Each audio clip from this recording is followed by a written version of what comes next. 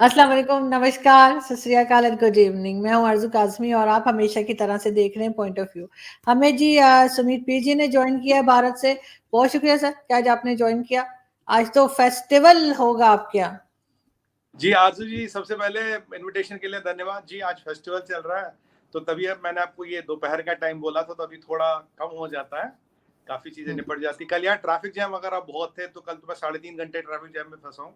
मैं वो कल का इसीलिए कल को अपना कैंसल करना पड़ा था। बट फेस्टिवल है, अच्छा चल बिल्कुल। रहा है और बहुत ही आप जानती हैं खैर बॉलीवुड की पिक्चरों वगैरह में तो आपने देखा ही होगा फेस्टिवल क्या है, रक्षाबंधन का है और बहुत जोशो-खरोश के साथ मनाया जाता है and it's a festival which is very close to heart. तो बिल्कुल नहीं मुझे सिर्फ़ बॉलीवुड मूवीज़ की वज़ह से तो ख़ैर पता ही है, लेकिन उसके अलावा भी मेरी मेरी मदर का बड़ा फ़ेवरेट फेस्टिवल हुआ करता था, रक्षाबंधन। और शी बिलीव्स के जो है ये सभी को मनाना चाहिए और बड़ा खूबसूरत सा एक फेस्टिवल है, तो इसलिए मुझे इसका बहुत अच्छे से मालूम है। लेकिन ये कि आप लोग खूब एन्जॉय कर रहे होंगे आई होप। वैसे आपके यहाँ फेस्टिवल्स बहुत होते हैं और ये ब बड़ी अच्छी बात है कि एक कुछ ना कुछ होता रहता है, एक एक्टिविटीज़ रहती हैं जो कि रहनी चाहिए।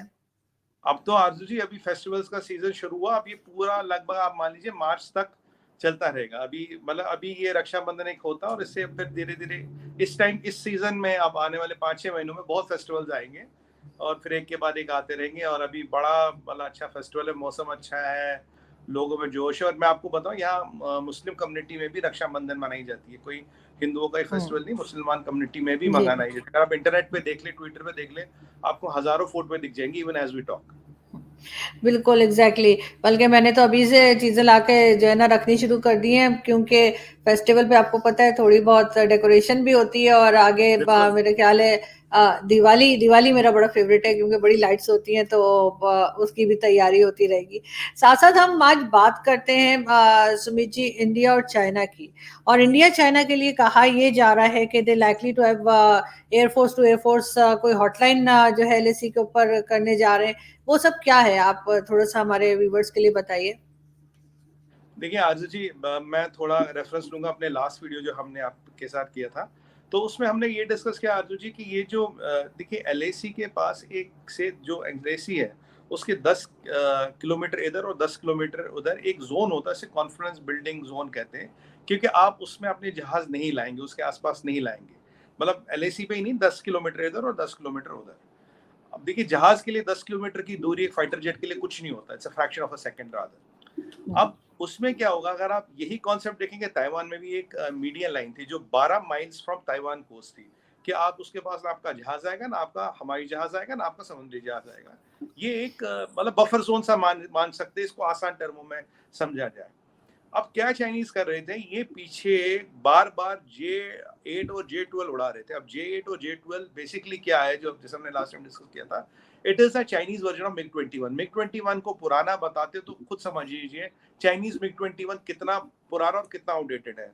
और J12 को इन्होंने काफी साल तक ग्राउंड भी किया था। It's a very hmm. Unreliable machine.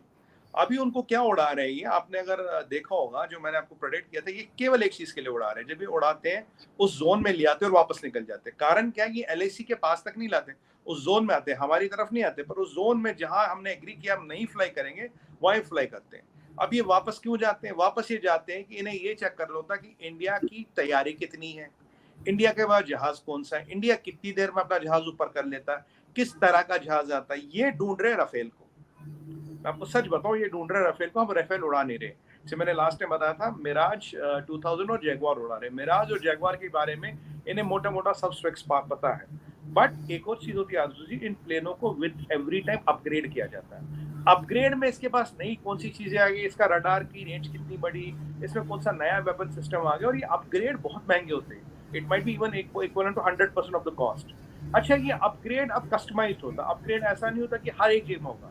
एक बेसिक चीज हर एक में होगी, उसके बाद जो अपग्रेड कराओगे वेरी स्पेसिफिक होते हैं। जैसे सुखोई MK31, मैक 31 कहते हैं, सुखोई MK31, वो सिर्फ इंडिया के लिए बनाता है रशिया, और किसी को नहीं देता। उसके जो भी फीचर्स है they are very specific to Indian air force demand. वैसे ही जो हमने इनमें अपग्रेड्स कराए वो हमारे लिए हमारे स्पेसिफिक नीडों के हिसाब से कराए। तो एक तो इन्हें पता लगता कि इसमें जैसे अगर हम कितनी जल्दी ऊपर आते तो हमारे रडार सिस्टम कितने ज्यादा है, कितनी दूर से चाइना का प्लेन पकड़ पाते तो हमारा जो रडार सिस्टम नया है वो 500 किलोमीटर का, 200 किलोमीटर या 800 किलोमीटर का, हमारे नए वेपन सिस्टम्स क्या, हमारे सेंसर सिस्टम कैसे चलते हैं, इस सब चीज का आकलन करने के लिए बार बार इन्हें डिकॉइज कहते हैं या बोगीज कहते हैं, इनको बार बार ही उड़ाते हैं ताकि हमें मिले। और अब हमारे वहाँ तो S-400 की जो नई बैटरी आ रही है, जो आ रही है आजकल शिपूरी, वो भी वहां लगेगी। अब इनका जो S-400 है, अर्जुन जी टेक्निकली एक बात बोलूंगा, बहुत से लोगों को नहीं पता, ये कहते हैं हमारे पास S-400 है, इनके पास है S-250, क्योंकि जो S-400 में मोस्ट पोटेंट मिसाइल होता है जिसकी रेंज 400 किलोमीटर से और उससे ज्यादा होती है, वो इनके पास है नहीं, वो रशिया ने इनको दिया नहीं है। इनके पास 2 मिसाइल, एक की 50 के आसपास की रेंज होती है, एक की 250 किलोमीटर के आसपास की रेंज होती है, इनके पास वो है जो ज्वेल इन द क्राउन कहते हैं जिसको, जिसमें 400 किलोमीटर इंटरसेप्शन की पावर होती है। और उस मिसाइल में उसमें प्रॉक्सिमिटी फ्यूज भी होता है कि एक दूरी पे आने के बाद टारगेट को खुद फटता है, मतलब अगर टारगेट निकल भी जाए तो खुद फट जाता है, तो टारगेट को लेके टूटता है, वो इनके पास है नहीं। क्योंकि जब ये बात हुई थी ना S-400 देने की, तो रशिया में बहुत बात हुई थी, यार इनको दो, ये तो हर चीज रिवर्स इंजीनियर कर लेते हैं, ये तो हम इसकी कॉपी बना लेंगे। तब रशिया ने कहा था जब तक ये इसकी कॉपी करेंगे तब तक हम S-2000 पे पहुंच जाएंगे, आउटडेटेड हो गया होगा। पर as a safety Russia did not give them the jewel in the crown of S-400। ये इंपॉर्टेंट चीज है यहाँ पे। तो इनके पास टेक्निकली S-250 है, जो हमारे पास आ रहा है एज पर सम एक्सपर्ट्स S-450 या S-500, उसके बीच की आ रहा है। इससे ज्यादा मैं बोल नहीं पाऊंगा क्योंकि इससे ज्यादा मुझे भी नहीं पता भी होगी तो बोल नहीं पाऊंगा। तो ये हमारे पास आ रहा है। तो जो हमारा S-400 और इनका S-400 है उसमें कंपैरिजन नहीं है। मोटी मोटी बात मैं इतनी जरूर आपको बता सकता हूँ, टेक्निकली उसमें कोई कंपैरिजन नहीं, इसीलिए इनको लग रहा है डर। इनको पता जैसे वो S-400 वहां लेगा, इनका जो S-400 है वो S-250 है, इसलिए ये बार बार ये डेकॉय प्लेन्स उड़ा रहे हैं कि ताकि हम इसमें एसेस कर सके इंडिया का कहाँ रडार है, कितना है, इनके रेस्पॉन्स टाइम क्या है। और इन्होंने अभी एक और चीज भी बोली, इन्होंने बोला है कि इंडिया का रेस्पॉन्स टाइम इज इम्प्रूव्ड। ये भी एक इम्पॉर्टेंट बात है। अब इंडिया का रेस्पॉन्स टाइम कैसे बढ़ा, जहाज तो वही है। तो जाहिर सी बात है कुछ नए रडार्स लगे हैं, कुछ नए सिस्टम्स लगे हैं, या कुछ हमने नए एयर स्ट्रिप्स भी डेवलप किए हैं, या कुछ हमने एयर स्ट्रिप्स को एक्टिवेट किया है, या कुछ हमने कुछ ऐसी चीजें की। देखिए इससे ज्यादा नहीं बोल पाऊंगा, मिलिट्री में 6-7 ऑप्शन होती है जो इस चीज के लिए करने की होती है, वो हमें भी पता, उन्हें भी पता है। अब उन्हें ये नहीं पता कि हमने इस 7 में से क्या क्या किया है। और इसी चीज की कवायद के लिए जो वो आउटडेटेड मशीन है, इनको आसमान में डालते हैं कि हम बताएं। पर हम क्या करते हैं, we are responding with a bigger better aircraft, because Mirage and Jaguars are much superior than this J-8s and J-12। वो इनको पता है, इसीलिए ये आकलन नहीं कर पाते। इन्हें उम्मीद है हम तेजस उड़ाएंगे, तेजस के स्पेक्स पता कर लेंगे, तेजस की मैन्यूवरेबिलिटी, डिप एंगल, मतलब क्या कितना टर्न होता है, काफी सारे पैरामीटर्स होते हैं, टेक्निकलिटीज में नहीं जाते, वो इन्हें पता नहीं पड़ रहे। सुखोई MK-331 लगाए नहीं, हम राफेल उड़ाए, रिटेलिएशन में हमने राफेल नहीं निकाला, तो इनको इसकी तकलीफ हो रही है। इन्होंने बोला है देखो जी, आप कोई फ्लेयर अप न हो जाए, हम एक हॉटलाइन लगाते हैं। हॉटलाइन की जरूरत नहीं आरजू जी, जिसके दिल में चोर न हो उसे टेलीफोन की जरूरत नहीं पड़ती। और हॉटलाइन होने कितने साल से थी, तो कितनी जंगें नोक दी हॉटलाइन ने। और आप देखिए, अगर एक फाइटर एयरक्राफ्ट उड़ता है, I give you an example, एक जो हमारी मोस्ट फॉरवर्ड बेस है पंजाब में, और जो पाकिस्तान से जहाज उड़ता है, उसको इंटरसेप्ट करने के लिए हमारे पास 7 मिनट होते हैं, कुल 7 minute. If we can intercept it within 7 minutes, I'll say to cross over. So because these flying machines run at Mach 3, मतलब ये बहुत फास्ट मशीन है। ये कोई तोप नहीं 40 किलोमीटर के हिसाब से चल रही है, इन्फेंट्री नहीं 20 किलोमीटर के हिसाब से चल रही है। तो ये एक यहाँ पे टेलीफोन लाइन, मैं टेलीफोन घुमाऊंगा, वो उठाएगा, वो पायलट को कम्युनिकेट करेगा, वो कोऑर्डिनेट देखेगा, तब तक तो वो कहीं का कहीं निकल जाएगा। सच बताऊं, ये टेलीफोन लाइन इनका एक ढकोसला, इनका एक झूठ है। They want to cover their tracks, इनको अपने जो इनकी हमाकत है उसको कवर करने की कवायद है, और कुछ नहीं है। बिकॉज एयरफोर्स में हॉटलाइन काम नहीं करती, ये टैंक में काम करेगी, इन्फेंट्री में काम करेगी। बट जहाँ स्पीड इतनी ज्यादा नहीं है, जब आप ये सुपरसोनिक जेट्स को उड़ा रहे हो 10 किलोमीटर का, आप देखिए, if you are going at maybe 1000 kilometre per hour, 10 kilometre पार करने में आपको कितना टाइम लगेगा? Hardly a minute, half a minute, उससे भी कम। तो telephone line do you think is a viable option? ये आंखों का धोखा है, ये बेवकूफ बनाने की एक और कोशिश है। पर इनको लगता है, अब आरजू जी दिक्कत क्या है ना, जब आदमी को अपने पे गुमान हो जाए, जब खुद से झूठ बोलने लगे, मैं फिर वही चीज बोलूंगा। देखिए 4 फुट की हाइट है इनकी, 4 इंच का दिमाग है। इस 4x4 की दुकान में एक लिमिटेड सामान आएगा, उसी के हिसाब से सोचते हैं, उतना ही चलते हैं।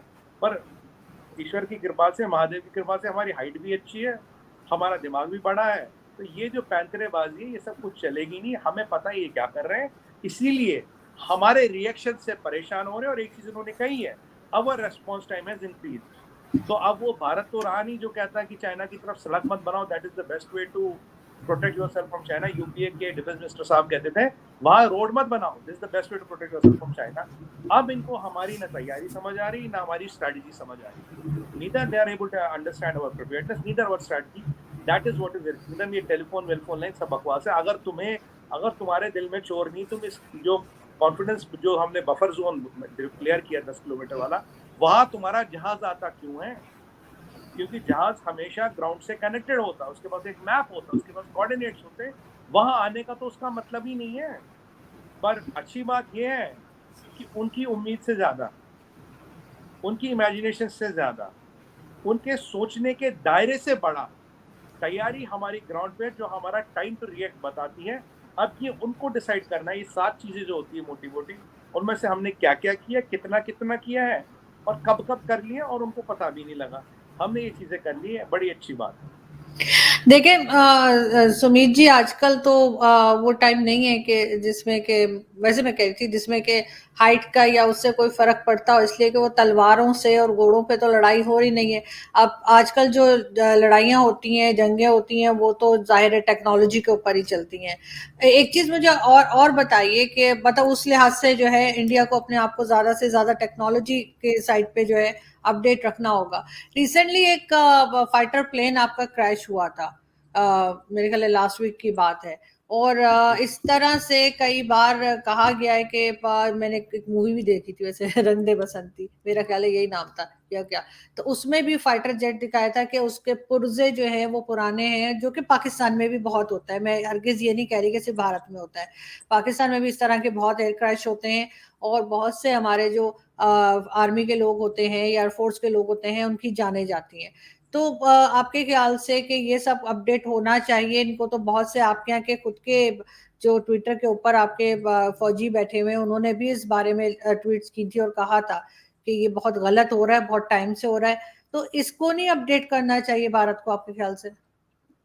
देखिए, ये आपने अच्छा सवाल पूछा, तो पहले आपके पुराने सवाल का थोड़ा जवाब दे दूं। आरजू जी, आपको याद होगा हमारा एक सरदार भाई था, गुरतेज सिंह या गुरमेल सिंह, माफ कीजिएगा, ईश्वर उनकी आत्मा को शांति दे, वो गलवान में शहीद हुए थे, मुझे नाम याद नहीं। उन्होंने 12-13 चीनियों की तो गर्दनें तोड़ तोड़ के फेंक दिया था। उनको हमने अवार्ड दिया, उनका नाम है, उनको हम सलाम करते हैं। तो देखिए, हाइट और बिल्ड का यहाँ फर्क पड़ता है, कहीं दिल जिगर वाली भी बात होती है। हाँ, हथियार वथियार तो मिल ग्राउंड पे जाते हैं, पड़ता है, डेफिनेटली पड़ता ग्राउंड तो पे है, पड़ता है। हाँ। पड़ता तो है, देखिए फर्क पड़ता तो है। अब ये कहीं ना कहीं इनके ये लिमिटेशन है, इसीलिए इन्होंने आज तक सामने से कहीं किसी पे हमला नहीं किया। 43 साल पहले इन्होंने वियतनाम में लड़ाई लड़ी थी, वहां वियतनामियों ने इन्हें पछाड़ दिया। जो वियतनाम के सामने खड़ा नहीं होगा, वो हमारे सामने खड़े होने की औकात है उसकी। और वही जो 72-73 साल का जनरल है, वो भी अब सेंटर कमांड का जनरल है, होता हाल फिलहाल में बदल गया। जब तक मैंने लास्ट देखा था वही जनरल है जो आखिरी लड़ाई 43 साल पहले वियतनाम में लड़ चुका था और वहां भी हार चुका था। तो यहाँ थोड़ा जिगर और जज्बे की बात आती है, क्योंकि हमारे लिए जमीन जमीन ही है अर्जुन जी, हम तो इसको माँ समझते हैं। यहाँ कोई कदम रखता है, कहते हैं हमारे माँ की छाती पे पैर रख लिया, वो बर्दाश्त नहीं। इनके लिए जमीन जमीन है, ये तो खुद सीसीपी के लिए लड़ते हैं।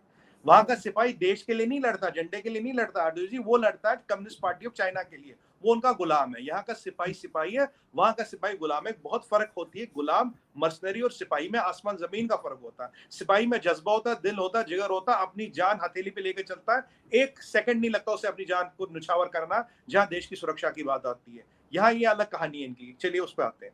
अब आपने दूसरा विषय उठाया पिक्चर वाला। देखिए, बॉलीवुड की पिक्चरों में क्या दिखाते हैं क्या नहीं दिखाते हैं, उन्हें तो हर चीज को सेंसेशनलाइज करना है। हाँ, रंग दे बसंती मैंने देखी नहीं है, क्योंकि देखिए वो उसमें एक डिस्क्लेमर आता है, this is a work of fiction, nothing to threat reality. वो नहीं, एक लाइन वो में मैं वो आपको आता है। सिर्फ सर, वो मैं आपको हाँ सिर्फ एग्जांपल दे रही थी, लेकिन ये कि बिल्कुल अभी बिल्कुल, रिसेंटली भी एक आपके यहाँ हाँ मैं आ फाइटर रहा हूँ, जेट गिरा है और उसके ऊपर फौजियों ने भी ट्वीट्स किए हैं। जी मैं आ रहा हूँ उस पर। देखिए, आप रंग बसंती को थोड़ा साइड में रख लेते हैं, तो क्योंकि वो एक वर्क ऑफ फिक्शन है, ठीक है, उनका कुछ भी पॉइंट ऑफ व्यू हो सकता है, पुराने पुर्जे आ रहे हैं, ये आ रहे हैं, वो आ रहे हैं। तो फिर तो पिक्चरों में बहुत कुछ दिखाते हैं। पिक्चरों में तो वो मतलब एक बार तो हमारे एक एक्टर ने तो लंगर डाल के जहाज रोक लिया था, तो ऐसा भी होता है। लंगर डाल के जहाज भी रोक लेते हैं, तो कोई दिक्कत नहीं है, बहुत कुछ होता है। अब रियलिटी पे आते हैं। देखिए हमारे यहाँ एक एजिंग फ्लीट है मिग 21 की, which has lived its life. उनको अपग्रेड कराया था, बट अभी they are not very reliable machines. अभी आया था गवर्नमेंट ऑफ इंडिया का, 2 साल में उसको कंप्लीटली डिकमीशन किया जाएगा। हमारे पास थोड़े एयर स्क्वाड्रन्स कम है, बट राफेल के आने के बाद we have got air superiority over China. ये तो डिफरेंट सी बात आ गई आफ्टर राफेल। और भी आपको मैंने आपको बताया था अर्जुन जी, आपको किसी और चैनल पे बनाया था, हम 5th generation multi combat aerial vehicle कहते हैं इसे, मल्टी कम्बैक्ट व्हीकल, ये 5th जनरेशन का। हम इसके 125 से 140 जहाज खरीद रहे हैं। 25 से 30 बिलियन डॉलर का टेंडर है, हमने फंड्स एलोकेट कर दिए हैं। अभी मैं आपको बताऊं, रेशंस अपनी डेमोन्स्ट्रेशन देख चुके हैं, EADS डेमोन्स्ट्रेशन दे चुका है, राफेल डेमोन्स्ट्रेशन दे चुका है, और भी 2-4 और लोग आएंगे जो बड़े प्लेयर्स हैं, वो अपनी डेमोन्स्ट्रेशन दे रहे हैं। उसके बाद स्पेक्स फाइनल होंगे। इसको खरीदने का 30 बिलियन डॉलर करीब हमने एलोकेट कर दिया है, पर जब तक वो आएगा, परचेज होगी, फिर मेक इन इंडिया वाला होता, हमारा इंडिजिनियस का वो होता है, एक होता हमारे, उसे हम कहते हैं कि उसका 30% जो है ऑफसेट कहते हैं उसे, टेक्निकल वर्ड इज ऑफसेट, कि 25-30% उसका इंडिया में बनना चाहिए। नॉर्म ही है ये कोई एक्सेप्शन नहीं है। ऑफसेट क्लॉज होगा तो उसमें टाइम लगेगा। सो बाय द टाइम वो आएंगी और तब बाय द टाइम इनको फेज आउट करेंगे ये चीज़। अब वो क्योंकि उसकी जो मेन कारण है उसका age, it has kind of lived its age, upgrade करा है, but they are working, but they are not as reliable as new. और अर्जुन जी दूसरी बात है, वो टेक्नोलॉजी भी पुरानी है। अगर आप उसको कितना भी अपग्रेड करें, that can not match a Rafale और उसका कंपैरिजन नहीं। वो मतलब राफेल 50 साल आगे की टेक्नोलॉजी है। फर्क यहाँ भी पड़ता। अब जैसे हमारी एक बहुत फेवरेट गाड़ी, जब मैं छोटा था हमारे घर में फिएट गाड़ी होती थी, फिएट होती थी इंडिया में, पता नहीं आपके यहाँ होती नहीं होती, तो बड़ी फेवरेट गाड़ी होती थी। आज मैं उसको फॉर्च्यूनर से कंपेयर कर दूं, फिएट और फॉर्च्यूनर का कोई मुकाबला नहीं, क्योंकि Fortuner is a different technology, fiat एक पुरानी टेक्नोलॉजी थी। तो बस ये है कि विद टाइम इनको अब मतलब इनको फेज आउट किया जा रहा है। It's already policy which has been announced, but जब फेज आउट करोगे तो आपको बहुत चीजें देखनी पड़ती है। मैं आपको ज्यादा तो नहीं बता पाऊंगा, एक 2-3 पॉइंट बता दूंगा जो इंपॉर्टेंट होते हैं, कि आपके फाइटिंग स्क्वाड्रन्स कितने हैं, पहली बात। आपकी दुश्मन के पास क्या है, बहुत बड़ा पॉइंट बता रहा हूँ आजू जी, आपके दुश्मन के पास क्या है, how good are you in that. अगर J8 और J12 जो जिससे चाइना का पूरा अरमड़ा भरा है, MiG-21 is a much better machine as compare to that. Point number 3, F-16 Pakistan का 21 बाइसन अभिनंदन वर्धमान नहीं गिराया था, तो इतना भी इनकम्पिटेंट मशीन नहीं है। नहीं तो, और आपको मैं बताऊं, उसके बाद लॉकहीड मार्टिन ने F-16 बनाना बंद कर दिया, क्योंकि जब वर्धमान ने, जब ये न्यूज बाहर आई कि 21 बाइसन ने F-16 को गिराया, तो nobody was interested in F-16, उसकी प्रोडक्शन ही बंद हुई। वो आए थे हमारे पास, कह रहे हम पूरी टेक्सास से लाइन उठा के इंडिया में लगाएंगे, यही बनाएंगे। हमने कहा यार F-16 नहीं चाहिए, बहुत नए जहाज आ गए हैं, अगर उसकी बात करो वो ले रहे हैं। अब जो 5th जनरेशन ले रहे हैं, तो और इसके बाद भी और कुछ है पाइपलाइन में जो मुझे नहीं पता, बट ये मुझे पता है कुछ और चीजें पाइपलाइन में है जिनको हम कर रहे हैं। Systematic plan which is happening, और ईश्वर की कृपा रही, महादेव का आशीर्वाद रहा, बहुत जल्दी आपको ये खबर दे देंगे कि कब क्या और कैसे हो रहा है, जब भी पब्लिक डोमेन में आएगी। अभी आजू जी हमें इसके बारे में ज्यादा नहीं पता, but broadly I know there is a plan in place and it's work in progress and funds have been allocated. सबसे इंपॉर्टेंट बात है, इसके पैसे एलोकेट कर दिए गए। बिल्कुल, क्योंकि ऐसा होना चाहिए कि ये जो जितने भी एयरक्राफ्ट्स हैं या फाइटर प्लेन्स हैं, इनको प्रॉपर्ली इनको अपडेट करना चाहिए, क्योंकि ये अपग्रेड करना चाहिए, क्योंकि ये जो फौजी होते हैं, चाहे हमारे यहाँ के हों या आपके यहाँ के हों, ये बहुत कीमती होते हैं, और इनकी बिल्कुल जानें जो हैं वो इस तरह से कि मतलब ना वो किसी जंग में हुए ना कहीं है, वो वैसे एक प्रैक्टिस के दौरान या उसमें जो है इस तरह से प्लेन क्रैश होना जो है बहुत अफसोस होता है। मैंने तो वो न्यूज पूरी देखी थी, उनके जो थे फादर, वो भी सल्यूट कर रहे थे, उधर खड़े होकर उनकी जो हो रहा था, यानी डेड बॉडी जो रखी गई थी वो करके, तो वो अच्छा नहीं, अच्छा फीलिंग नहीं आती, बड़ा दुख होता है देखकर। बिल्कुल अब नहीं। यहाँ से कोई देखेगा तो देखेगा कि मैं पाकिस्तानी होके इंडियन सोल्जर के लिए कह रही हूँ, लेकिन ऐसा होता है। आपको अगर आप थोड़ा सा भी सेंसिटिव हो तो आपको बड़ा बुरा लगता है। तो लेकिन ये कि सर वही मैं कहती कि तो कई सालों से होता आ रहा है और अभी तक यही चीज चल रही है। एक अफसोस कर दिया जाता है और एक कह दिया जाता है हाँ अपग्रेड करेंगे, और कुछ टाइम के बाद फिर हम यही देखते हैं। तो मैं तो चाहती हूँ कि ऐसा ना हुआ करे, ना पाकिस्तान में और ना भारत में। देखिए आजू जी, जो फौजी होता है वो देश का स्वाभिमान होता है, मतलब देश उसके दम पे, उसके बाजुओं की ताकत पे खड़ा है। अगर देश जब बाहर से प्रोटेक्टेड है तभी तो अंदर देश चल रहा है ना। अगर जब तक हमारी सीमाएं सुरक्षित है, हमारे फौजी भाई वहाँ है, हमारी फौजी बहनें वहाँ हैं, हमारे तो लेडीज भी अब काफी आर्मी में आ गई, कमबैक में फाइटर पायलट्स भी हैं, जब तक वो भाई बहन हमारी रक्षा कर रहे हैं तभी तो हम और आप अंदर सुरक्षित हैं।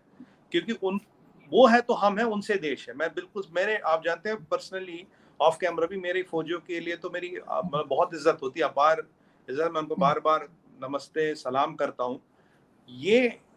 ये हम में, they are the people who don't work for a salary, they are the people जिनके लिए देश प्रेम ना उनके नसों में खून की तरफ के साथ बहता है। ये कोई नौकरी करने के लिए नौकरी नहीं करते। बहुत से, हो सकता है कुछ लोग ऐसा मानते हो, बहुत से लोग का मिसकंसेप्शन हो कि फौज में नौकरी। आप देखिए जो 5-5 जनरेशनों से जो खानदानी फौजी है, जो 5-5 जनरेशनों से फौजी है, दुनिया में और कोई काम नहीं बचा। वो जज्बा है उनके दिल में, वो उनके खून में है फौज, वो वहां कमते। और आपने देखा होगा विपिन रावत जी, क्या ईश्वर उनकी आत्मा को शांति दे, उनकी डेथ के बाद कितने 3-3.5 लाख रुपए मिले हमारे सीडीएस साहब। ये है भारत का फौजी। मतलब देखिए इतने बड़े आदमी, इतना बड़ा रुतबा, हंड्रेड्स ऑफ बिलियंस डॉलर्स का डिफेंस बजट, उनके अकाउंट में 3-3.5 लाख रुपए मिलते हैं। ये है भारत का फौजी। ऐसे लोगों के लिए मुझ जैसा छोटा आदमी क्या बोले, मैं तो, मेरे लिए तो शब्द ही नहीं आरजू जी। बट ये है कि एक प्रैक्टिकल कंपल्शंस होते हैं, एक लिमिटेशंस होती है। जियो पॉलिटिक्स में बहुत गेम्स खेली जाती है, बहुत चीजें हमें पैसे होने के बाद नहीं दी जाती, हमें एक इंफीरियर प्रोडक्ट बेचने की कोशिश की जाती है, हम पर प्रेशर बनाया जाता है। और अब मैं चलिए आज बोल ही रहा हूँ, हमने रफेल लिया, बहुत से लोगों को विद इन इंडिया मिर्च लगी है, विद इन इंडिया तकलीफ हुई है। और एक हमारे राजनेता तो ये भी बोल पड़े, नाम नहीं लूंगा, अच्छा नहीं लगता, कह रहे अरे पहले इसमें 2 सीटें थी, अब तो 1 सीट है, मोदी जी ने पैसा खा लिया। जबकि वो व्यक्ति अच्छी तरह से जानते, पढ़े लिखे हैं, वो इंजीनियर है, वो लोग वो व्यक्ति अच्छी तरह से जानते हैं ऐसा कुछ नहीं होता। बट जब इस लेवल की राजनीति आए, अगर आज ये कुछ होता, देश में पैसे की कमी नहीं है आंजू जी, पैसे हमारे पास बहुत है, जब मर्जी चाहे ले ले। ये चीजें हमें, पैसों से ज्यादा ये चीजें हमें परेशान करती है, जियो पॉलिटिक्स से ज्यादा ये चीजें हमें रोकती है। आपने देखा रफेल पे कितना ड्रामा हुआ था लास्ट इलेक्शन से पहले। आपने देखा वो चौकीदार चोर है, आपने ये भी देखा होगा क्या क्या का ड्रामा नहीं किया था, बच्चों से बुलाया, पर जनता ने जवाब दिया आरजू जी, जनता ने जवाब दिया, मुंह तोड़ जवाब दिया। और लास्ट रफेल हमारा, मैंने ट्वीट भी किया था 10-15 दिन पहले, लास्ट रफेल हमारा आ गया, 5th जनरेशन भी आ रहे हैं। और हम बाय द वे सुखोई का जो 5th जनरेशन है उसमें भी हम पार्टिसिपेट कर रहे थे पहले। आज आपको एक और चीज बताऊं, आपको नहीं पता होगा, पहले 6-7 साल पहले हमने सुखोई 5th जनरेशन में पार्टनर थे। पता नहीं किसी के दिमाग में क्या सोचा, we have withdrawn out of this plan. India decided to withdraw on its own. जब मोदी जी आए, we have become again part of that programme. अब क्यों विड्रॉ किया, क्या सोच के विड्रॉ किया, और सुखोई और रशियन एयरक्राफ्ट हमें अब तक सेवा दे रहा है। मिग 21 बाइसन या 21 जिसे कहते हैं, they have overlived their life, still they are reasonably reliable. मैं I'm not saying कि they can be compared to Rafale, but उससे हमने विड्रॉ किया। हमने इतने साल तक गन नहीं खरीदी, क्यों नहीं खरीदी आपको पता, गन क्यों नहीं आई है, होविट्जर गन नहीं है इतने साल तक, क्यों नहीं है आपको भी पता क्यों नहीं है। यहाँ बहुत सी चीजें ऐसे हो रही थी, और आपको पता हमने कुछ 100 चीजें अब इम्पोर्ट से हटा दी डिफेंस में, वो आपको इंडिया में बनानी पड़ेगी, अब इम्पोर्ट नहीं कर सकते। पीछे हमने वो AK-203 का कॉन्ट्रैक्ट किया था रशिया के साथ, आप उस पर हमने बात की थी हल्की फुल्की। तो हमने काफी सारी चीजें की है जो हम यहाँ बना रहे हैं। और तेजस तो अब हमसे 8 कंट्रियां मांग रही है, इंक्लूडिंग मलेशिया। तेजस इंटरेस्टेड है, ऑस्ट्रेलिया हमसे तेजस मांग रहा है, ऑर्डर है हमारे पास। ब्रह्मोस हमसे मांग रहे हैं लोग। पहले बार नेट इंपोर्टर, सबसे बड़ा इंपोर्टर ऑफ डिफेंस इक्विपमेंट से आज हम एक्सपोर्टर्स में आ गए। आज करीब हमारा $3 बिलियन का एक्सपोर्ट है, जो मेरे हिसाब से चाइना से ज्यादा, अगर मैं लेटेस्ट नंबर देखूं। Our defense exports are more than China's defense exports, right? तो ये चीजें हुई है, बदल रहे हैं। बट अब ये जो पिछले इतने साल की लेगेसी है, जो इतने साल जो हमने what you call, we have accumulated all the crap, it will take time to clean it up. But I can assure you one thing, ma'am, it is on our mind recall, it is work in progress, और बहुत जल्दी ये सब चीजें खत्म हो जाएंगी। ये बहुत दुखद बात है, अगर किसी भी एक फौजी की जान जाती है ऐसे हादसे में, इट्स अ नेशनल लॉस। वो उसके माँ बाप का लॉस तो कम है, नेशन का लॉस सबसे ज्यादा है। क्योंकि फौजी मैं मानता हूँ हर एक का बेटा है, हर एक की, अगर वो बेटी, हर एक की बेटी है, वो अपने माँ बाप की नहीं, वो पूरे देश का बेटा है, बेटी है। It's a national loss. But unfortunately we are in a phase where we are kind of evolving, but we are 101% committed. शायद हम 1 या 1.5 साल बाद ये डिबेट करेंगे तो इस विषय पे डिबेट नहीं करेंगे क्यों ऐसा हो रहा है। बट आज के डेट में एक दिक्कत है, समस्या है, but we have identified that और उस पे काम हो रहा है, ऐसा नहीं उस पे काम नहीं हो रहा। और नहीं आज आप यही ठीक बात है आरजू जी, आज यही बात है आरजू जी कि चाइना पिछले 2 साल से लद्दाख के पहाड़ियों पे तीतर, कौवे, गिलहरी, बटेर और चिमगादड़ बूंद बूंद के पियले वाले खा रहे, यहाँ नहीं आ पा रहे। चिमगादड़ बूंद बूंद के खा रहे, यहाँ नहीं आ पा रहे। कहीं कहीं तो कुछ किया है ना। नहीं, बिल्कुल होना चाहिए। और बिल्कुल जैसा मैंने कहा, तो हरगिज़ मेरा मतलब सर क्रिटिसाइज़ करना नहीं था। मैं सिर्फ़ ये चाह रही थी कि ताकि इस चीज़ के ऊपर भी भारत में काम हो और इन फ़ौजियों की जानें ना जाएँ जिस तरह से गई हैं, क्योंकि जो लास्ट अभी 2-3 दिन पहले हुआ था, वो देखकर बहुत अफ़सोस हुआ और बहुत मतलब बहुत मुझे बुरा लगा। Thank you so much sir कि आज आपने जॉइन किया। Thank you. थैंक यू, नमस्कार। नमस्कार।